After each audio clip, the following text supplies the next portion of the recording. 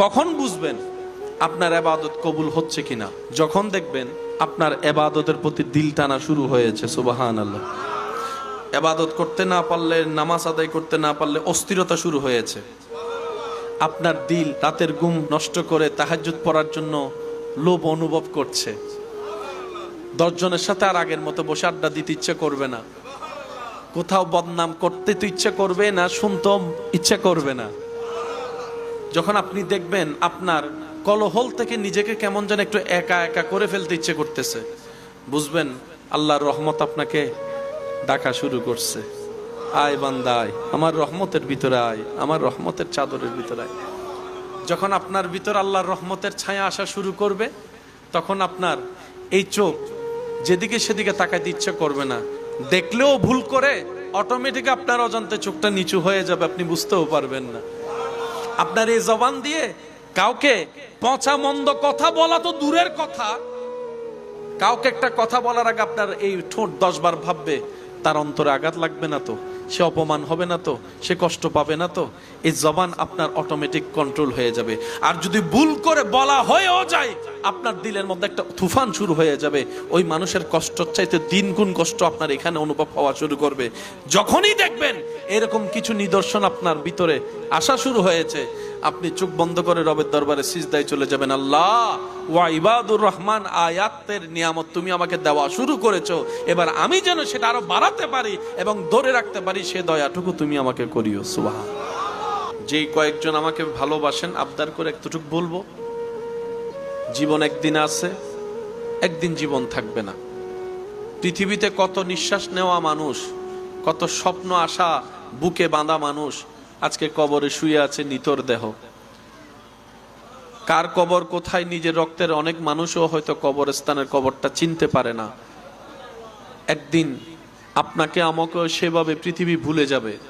কারণ পৃথিবীর একটা অভ্যাস, পৃথিবী কখনো কাউকে মনে রাখে না, কোনো ঘটনা মনে রাখে না। প্রতি সেকেন্ডে মিনিটে যেই পরিমাণে নতুন নতুন ঘটনা হয়, কয়টা ঘটনা মানুষ মনে রাখতে পারে? গত 3 সপ্তাহ আগেও তো ট্রেন্ডিং এ কোনো ঘটনা ছিল নিশ্চয়ই, এখন সেটার অনুভবও মনে নেই আপনার আমার। পৃথিবী হচ্ছে এরকম ব্যস্ত, কেউ কাউকে মনে রাখতে চায়ও না, চাইলেও পারে না। সেজন্য এই দুনিয়াতে যতদিন থাকবো, নিঃশ্বাস চলবে, নিঃশ্বাস নিব, আমাদের দিলটা যেন ভালোবাসার সাথে, আদবের সাথে, তাকওয়ার সাথে, নবী প্রেমের সাথে, আমাদের কপালটা যেন সর্বদা রবের দরবারে সিজদায় থাকে।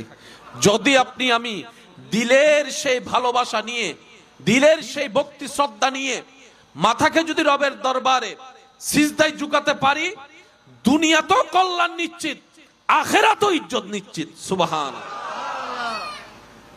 শরীরের প্রত্যেকটা জায়গা কোনো না কোনো কাজে দুনিয়াতে লাগে, কিন্তু আপনার শরীর একটা জায়গা আছে যেটা দুনিয়াতে কোনো কাজে তেমন লাগে না, কিন্তু সবচাইতে ভালো কাজে লাগে, দামি কাজে লাগে, সেটার নাম হচ্ছে কপাল। আঙ্গুল যে কোনো কাজে, কোনো না কোনো কাজে লাগে কি লাগে না? হাত বলেন না, পা, চোখ, কান, কপাল কিন্তু দুনিয়াতে কোনো কাজে লাগে না।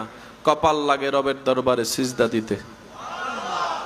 আর একটু জোরে বলি তো, সেজন্য এই কপালকে যারা সিজদা দিতে দিতে চমকাতে পারে, চমকানোর অর্থ এই নয় যে বাহিরের থেকে সেটা দৃশ্যমান। যখন আপনার কপাল চমকাবে, তার সেটা আপনার চরিত্র দিয়ে, চোখ দিয়ে, কান দিয়ে, নাক দিয়ে, জবান দিয়ে, চরিত্র দিয়ে, ব্যবহার দিয়ে সেটা এমনি ফুটে উঠবে।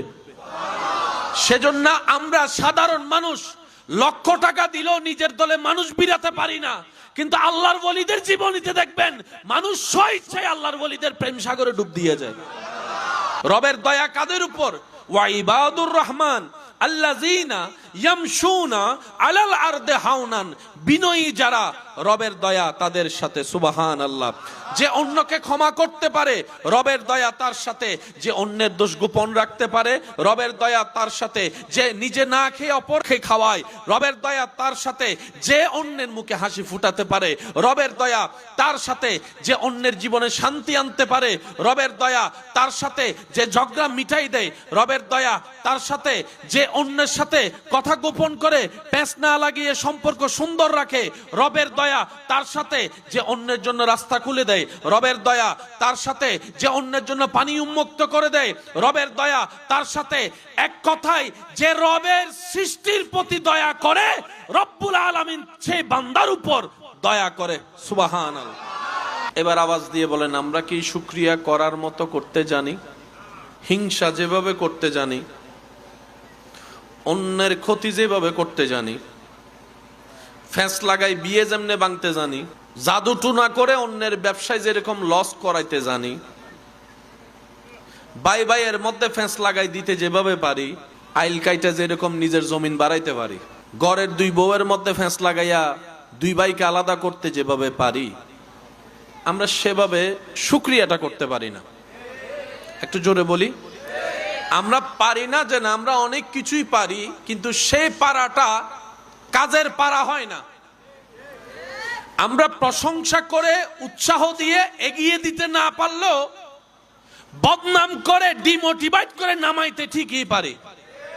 তো যার কারণে রবের পক্ষ থেকে যে রহমতটা আসা দরকার সেটা আর নিতে পারি, যার কারণে আমাদের বাহিরে অন্ধকার থাকে, ভিতরে অন্ধকার থাকে, দুনিয়া অন্ধকার থাকে, কবর অন্ধকার। আর যারা নিতে পেরেছে, আল্লাহু আকবার, যারা নেওয়ার মতো রবের সেই রহমত নিতে পেরেছে, আমাদের নাম টিকানোর জন্য নিজের বংশধর দরকার। এমন অনেক আল্লাহওয়ালা পৃথিবীতে আছে, বংশধর রেখে যায় নাই, কিন্তু নাম এখনো পর্যন্ত আজমতের সাথে, ইজ্জতের সাথে মানুষের অন্তর অন্তরে মুখে মুখে ওলিদের নাম আছে।